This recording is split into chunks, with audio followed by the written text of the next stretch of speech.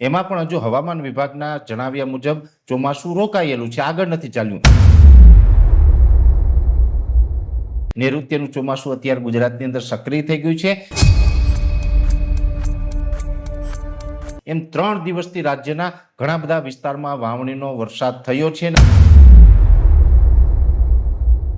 અને જ્યારે પણ વરસાદ પડતો હશે ત્યારે પવનની ઝડપ છે એ નોર્મલ કરતા થોડીક વધુ જોવા મળે.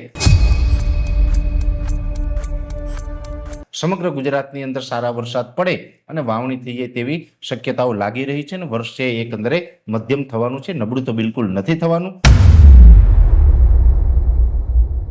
નમસ્કાર, આપ જોઈ રહ્યા છો ન્યૂઝ રૂમ ગુજરાત અને આપની સાથે હું શુભાવિક. ફરી એકવાર વેધર એનાલિસિસમાં વાત કરવી છે. મહારાષ્ટ્રથી ગુજરાત તરફ આવી રહેલું ચોમાસું ક્યાં સુધી પહોંચ્યું છે અને ગુજરાતમાં કેટલી તારીખથી સંભવિત રીતે ચોમાસું બેસી જવાનું છે. વિન્ડી મેપ હજુ સુધી તમે અમારી ચેનલને સબસ્ક્રાઇબ નથી કરી તો અત્યારે જ ન્યૂઝ રૂમ ગુજરાતને સબસ્ક્રાઇબ કરો, ફેસબુક અને ઇન્સ્ટાગ્રામ પર ફોલો કરો.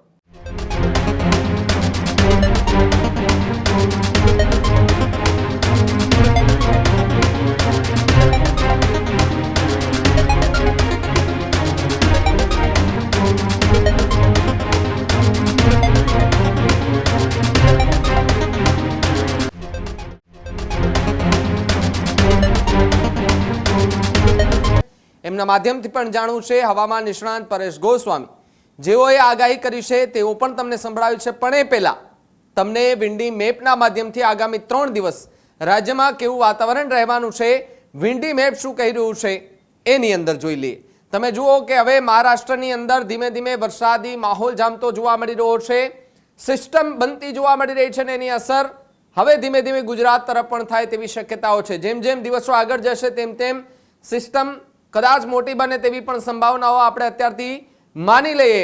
જો તમે એની અસર એ ફેલાઈ ગઈ છે સુરત અને સૌરાષ્ટ્રના કેટલાક વિસ્તારોમાં પણ જોવા મળી રહી છે. એટલે કે મહારાષ્ટ્રની અંદર આમ તો વિધિવત રીતે ચોમાસું બેસી ગયું છે, પરંતુ હવે જુલાઈ મહિનાની શરૂઆતમાં અથવા તો જૂન મહિનાના પૂર્ણતાને આરે એટલે કે 28 તારીખ સુધીમાં ગુજરાતની અંદર મેઘમહેર થાય તેવી સંભાવનાઓ જોવા મળી રહી છે. ઉપરના જે વિસ્તાર છે એ વિસ્તારોની અંદર પણ અત્યારે તમે આ દ્રશ્યો જોઈ શકો છો કે અહીંયાથી તમને ગુજરાતની જે બોર્ડર છે, મહારાષ્ટ્ર અને ગુજરાતની જે બોર્ડર છે ત્યાં આગળથી તમને વરસાદી માહોલ જામતો જોવા મળી રહ્યો છે. અરબ સાગરની અંદર પણ સારો એવો વરસાદ પડતો જોવા મળી રહ્યો છે.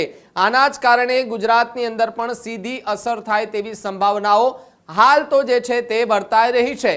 હવામાન વિભાગ અને હવામાન નિષ્ણાંતો જે રીતે આગાહી કરી રહ્યા છે કે આગામી 28 તારીખ સુધીમાં ગુજરાતની અંદર વિધિવત રીતે કદાચ જો ચોમાસું બેસી જાય તો ખૂબ સારી વાત ખેડૂતો માટે કહી શકાય છે.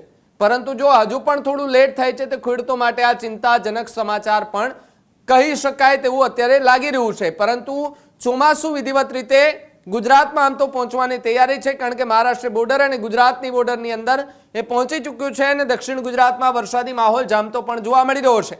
હવે આ જે રેન ડસ્ટ છે એની જગ્યાએ વિન્ડ ડસ્ટની અંદર આપણે જોઈ લઈએ વિન્ડ શું કહી રહ્યું છે, અરબ સાગરની અંદર કેવો માહોલ છે. જો તમે અહીંયા 2 દિવસ પહેલા આપણે જોયું હતું કે અહીંયા જે યલો ડોટ્સ દેખાઈ રહ્યા છે એની અસર હવે ધીમે ધીમે આગળ થતી જોવા મળી રહી છે. ભેજનું પ્રમાણ વધતું જોવા મળી રહ્યું છે, હવાનું પ્રમાણ જે છે તે પણ વધી ગયું છે, દિશા જે છે તે અત્યારે એની બદલાતી જોવા મળી રહી છે. તમે જુઓ કે અહીંથી સીધી જ અરબ સાગરમાંથી આવે છે અને 2 ફાંટા પડે છે, એક ઉપર જાય છે અને આપણા અરબ સાગર તરફ એટલે કે ગુજરાતના દરિયાકાંઠા તરફ વેવ્સ જે છે તે દેખાઈ રહી છે. એટલે કે હવે ગુજરાતની અંદર સારો વરસાદ પડે તેવી સંભાવનાઓ હાલ જોવા મળી રહી છે. પરંતુ જે વિન્ડી મેપના માધ્યમથી મેં તમને બતાવ્યું અને વિન્ડી મેપની અંદર તમે જુઓ કે અહીંયાથી જો આ સિસ્ટમ જો આ જે લગભગ આ ભાગ છે આ ભાગ જો મોટો થાય છે તો પછી એની અસર શું અહીંયા સુધી થઈ શકે એ આવનારા દિવસોમાં ખબર પડશે. પરંતુ હાલ પ્રમાણે હવામાન વિભાગ અને વિન્ડી મેપ જે છે તે આ પ્રકારના દ્રશ્યો બતાવી રહ્યા છે.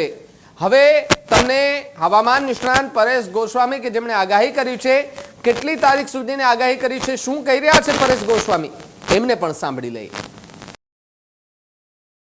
હાલના જે વાવણીના વરસાદના હવે જે વિસ્તારમાં વાવણીના વરસાદ નથી એ વિસ્તારમાં ક્યારે વાવણીના વરસાદ પડે એ વિશેની સંપૂર્ણ માહિતી આપવાની છે. સૌપ્રથમ તો હું આપને એ જણાવી દઉં કે જે આપણે સેટેલાઇટના માધ્યમથી જે પ્રિડિક્શન કરતા હોય છે, જેમાં અલગ અલગ જે મોડેલો છે એમાં એક આઈએમડીનું એટલે કે ઇન્ડિયન મિટિયોલોજી ડિપાર્ટમેન્ટનું એક મોડેલ છે એ અત્યારે આપણે છેલ્લા ઘણા દિવસથી એટલે કે 8 જૂનથી નૈઋત્યના ચોમાસાને મહારાષ્ટ્રમાં રોકાયું હોય એવું બતાવવામાં આવી રહ્યું છે. ચોક્કસથી ત્યાં રોકાયું હતું, નિષ્ક્રિય થયું હતું, પણ હવે એ ચોમાસું છે એ સક્રિય થઈને આગળ ચાલ્યું છે.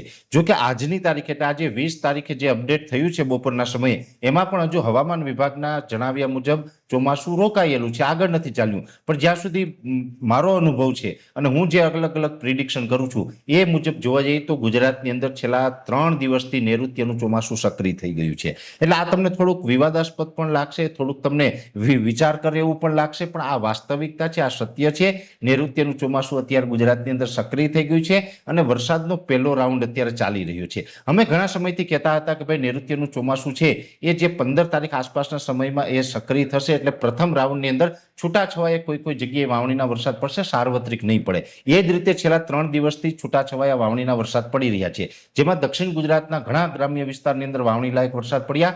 તો મધ્યપ્રદેશ બોર્ડરે મહીસાગર હોય, દાહોદ, ગોધરા જેવા વિસ્તારના જે ગ્રામ્ય વિસ્તાર છે એ તમામ વિસ્તારોમાં પણ છેલ્લા 3 દિવસથી ધોધમાર વરસાદ પડી રહ્યો છે. અનેક જગ્યાએ 5 ઇંચ 6 ઇંચ જેવા વરસાદ પડ્યા છે. ખરેખર સારામાં સારી વાવણી એ વિસ્તારમાં પણ થઈ છે. એવી જ રીતે સૌરાષ્ટ્રના પણ દરિયાઈ કાંઠાના જિલ્લા છે, ખાસ કરીને અમરેલી, ભાવનગરની અંદર વરસાદનું પરફોર્મન્સ સારું જોવા મળ્યું છે. અમરેલી, ભાવનગરના અનેક ગ્રામ્ય વિસ્તારની અંદર વાવણી થઈ ચૂકી છે. ઘણા બધા ગામડાઓની અંદર 3 ઇંચ કરતાં વધારે વરસાદ પડ્યો અને વાવણી થઈ ચૂકી છે. એટલે કે આ પ્રથમ વાવણીનો રાઉન્ડ અત્યારે ચાલી રહ્યો છે, જેમાં 18, 19 અને આજે 20 તારીખ એમ 3 દિવસથી રાજ્યના ઘણા બધા વિસ્તારમાં વાવણીનો વરસાદ થયો છે અને આ નૈઋત્યના ચોમાસાનો પ્રથમ રાઉન્ડ છે.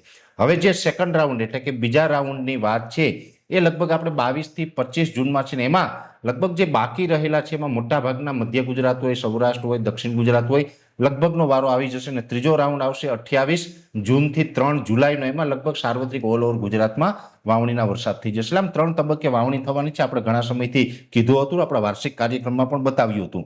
મહત્વનું એ છે કે છેલ્લા 2-3 દિવસથી જ્યાં છૂટાછવાયા વરસાદ પડી રહ્યા છે એમાં આપણે જોવા જઈએ તો 18, 19 અને 20 એમ 3 દિવસ સુધી કન્ટિન્યુ આપણે વાવણી લાયક વરસાદ પડ્યા. આવતીકાલની વાત કરવા જઈએ તો આવતીકાલે 21 જૂન 2026 છે. આવતીકાલે હજુ પણ સૌરાષ્ટ્રના દરિયાકાંઠાના જિલ્લાઓ છે, જેમાં ખાસ કરીને જુનાગઢ, ગીર સોમનાથના ઘણા બધા વિસ્તારો, અમરેલી, ભાવનગર, પોરબંદરના અમુક ગ્રામ્ય વિસ્તારો, આ વિસ્તારોની સાથે સાથે દક્ષિણ ગુજરાતના સુરત, વલસાડ, વાપી, નવસારી, બારડોલી, બિલીમોરા, ડાંગ, આહવા, આ તમામ વિસ્તારોની અંદર આવતીકાલે 21 તારીખના રોજ વરસાદની તીવ્રતામાં વધારો થાય તેવી શક્યતાઓ છે. આવતીકાલે ઘણા બધા ગ્રામ્ય વિસ્તારનો વારો આવે અને વાવણી લાયક વરસાદ થાય તેવી પૂરી સંભાવનાઓ દેખાઈ રહી છે.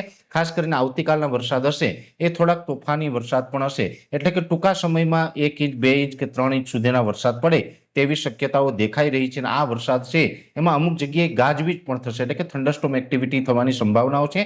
અમુક જગ્યાએ ગાજવીજ પણ થશે અને જ્યારે પણ વરસાદ પડતો હશે ત્યારે પવનની ઝડપ છે એ નોર્મલ કરતાં થોડીક વધુ જોવા મળે તેવી શક્યતાઓ છે. એટલે અત્યારે સામાન્ય રીતે જોવા જઈએ તો 15 થી 18 કિલોમીટર પ્રતિ કલાકની ઝડપે પવન ચાલી રહ્યો છે.